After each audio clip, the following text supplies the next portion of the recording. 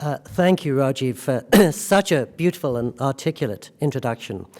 And I thought maybe I would, flowing out of what we just saw in Furnace Mountain, talk a little bit about what hasn't come up so much this week, which is the sign that greets me every time I enter my health club in California, which is change begins within. And we're all witness to exhilarating, dramatic changes in the external landscape. But I think we all know that they fundamentally start inside ourselves, in imagination or vision or conscience, just what the Dalai Lama said in his letter about inner disarmament. And I sometimes worry or wonder that peaceful action can't come easily from a scattered or disturbed consciousness. And these days, it sometimes seems that our inner landscape is more shrunken, more cut up, and more overcast than ever before. I'm sure many of you know the sensation that you have more and more time-saving devices in your life, but it sometimes seems you have less and less time.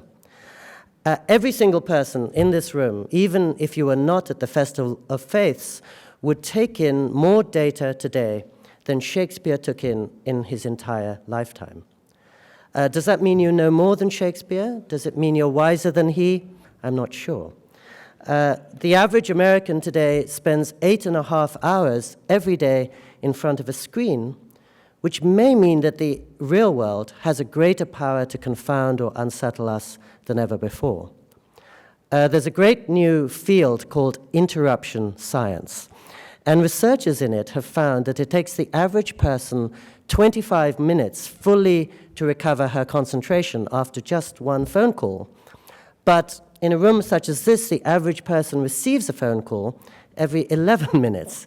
So we're never caught up. And in fact, the more we try to keep up with the moment, the further we fall behind.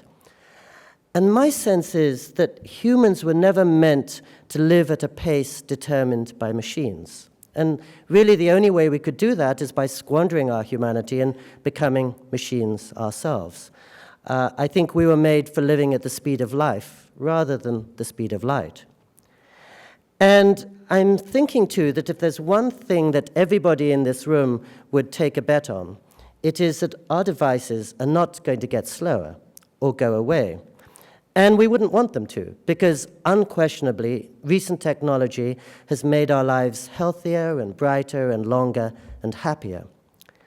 But I think if we're beginning to feel dizzy right now, we will feel literally 100 times dizzier 10 years from now. And so we have to take some conscious measures just to reclaim our sanity and our sense of balance. And the good news for me is that really, again, all the power lies in ourselves. Our problem, if we're feeling overburdened and scattered, is never with our devices, it's with ourselves. If I'm busy eating and eating and eating from a jumbo bag of potato chips, and then I get a stomachache, I can't blame the potato chips. The only problem is in me, and therefore the solution is in me. And I was talking a couple of days ago about watching His Holiness, the Dalai Lama, and as he goes through 8 hours of his working day, I witness again and again, he never takes even 5 minutes off. And he's absolutely present and completely attentive to everybody around him for those entire 8 hours. And I think that's in part because before he even emerges from his hotel room every morning, he wakes up at 3:30 and does 4 full hours of meditation. Some of you may have seen, since he did come to Louisville a couple of years ago, the great singer and poet Leonard Cohen. And if you saw him, you noticed that he brought to the stage a sense of intimacy and of focus and of depth that we're not used to seeing at a typical rock concert. And I think that's in part because he spent 5.5 years living as a monk. And I watched him in his monastery meditating for up to 18 hours every day, collecting his inner resources.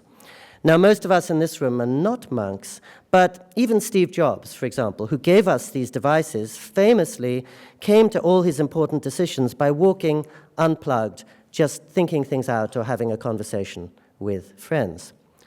And I'm certainly not the person to offer any wisdom on this. A travel writer talking about stillness sounds like a very bad joke. But I'm guessing that just about every one of you have already begun to take certain measures just to ensure you don't get engulfed. And maybe most of all, to recall what you love and to remember what is most important to you in your life. Because I think the danger of an overcrowded schedule is the same as that of an overcrowded desk or room, which is that in moments of crisis, you can't lay your hands on what is most important. So I'm sure some of you take a run every day, or maybe you practice yoga, or perhaps you have a meditation practice, or perhaps you just quietly cook when you come back from the office. But I think we need something just to step away from our lives and the world, the better to understand them. Many years ago, the Harvard-trained Chinese philosopher Lin Yutang pointed out that wise people are seldom too busy, and busy people are seldom too wise. And I would add that busy people are seldom too happy or too kind. And I sometimes say to myself or to my friends, if you're really happy, racing from conference call to text to cell phone to email, please continue. But my suspicion is that many of us don't find our deepest fulfillment there. And as the monk was saying in the short film, we lose contact with what is wisest and realist inside ourselves in the process. And it's almost as if many of us find ourselves on this accelerating roller coaster that we never quite asked to get on, but now we don't know how to get off. And yet, I think any one of us, of course, can get off it anytime we choose. When you're on the treadmill in the health club, turn off the TV, and suddenly your mind can think or not think, but can run like a dog off the leash on a beach. If, like me, you love listening to the radio when you're driving around town, maybe sometimes turn the radio off. Suddenly you enjoy a micro vacation.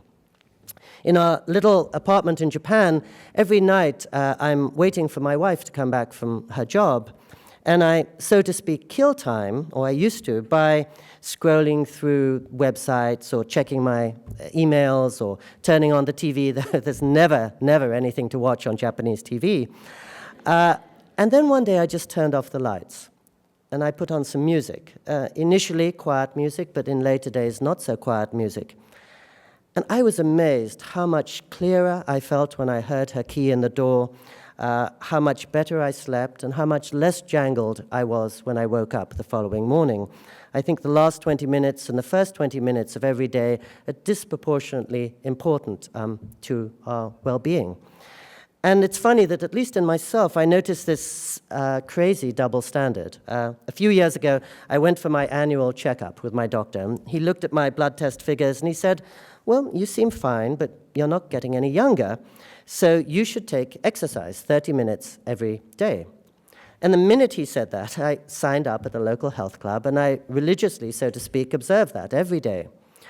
But a little later, a very wise, kind friend in Kyoto, Japan, said to me, well, have you ever tried just sitting quietly for 30 minutes every day in one corner of the room?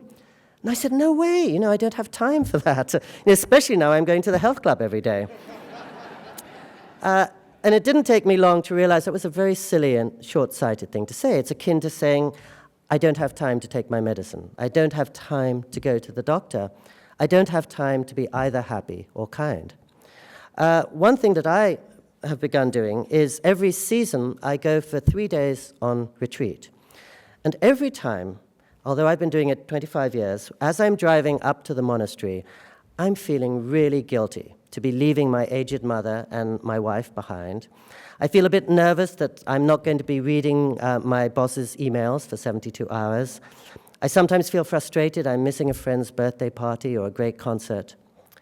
But the minute I set foot in silence, I realize it's only by going there I will have anything creative and fresh and joyful to share with my wife and my mother and my bosses.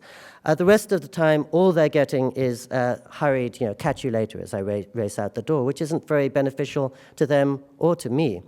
And I spend a lot of time in Silicon Valley, and one thing I've noticed is the people who have created our devices are the ones who are most wise about putting limits on them. As you probably know, many people in internet industries observe an internet Sabbath every week in which they go completely offline for 24 hours in the knowledge that by doing so they'll have much more that's inventive and invigorating and liberating to offer when they go online again. They know that machines have given us everything except a sense of how to make the wisest and most discerning use of machines.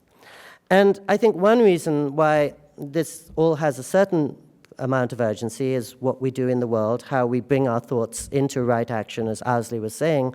But another is, as you all know, life is going to make a house call, whoever you are, however exalted or unexalted you are. Suddenly, a doctor's going to come into your room wearing a not-so-happy expression. Suddenly, a car is going to drive towards you on the wrong side of the road.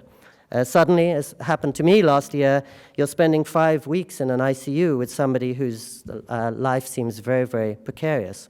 And I always feel that in those situations where you're meeting real life, all the time I've spent running around or checking websites or whatever I might be doing, even on the treadmill, is not going to help me. The only thing that will help me is when I've collected resources within so as to give much more to the larger world. And so at a festival of faiths, it seems to me that Jesus went and spent 40 days and 40 nights in the wilderness. The Buddha came to his realization just by sitting still. At the time of the prophet, people were meditating all around Mecca. The Jewish tradition gave us this glorious bounty of the Sabbath, and God himself rested on the seventh day.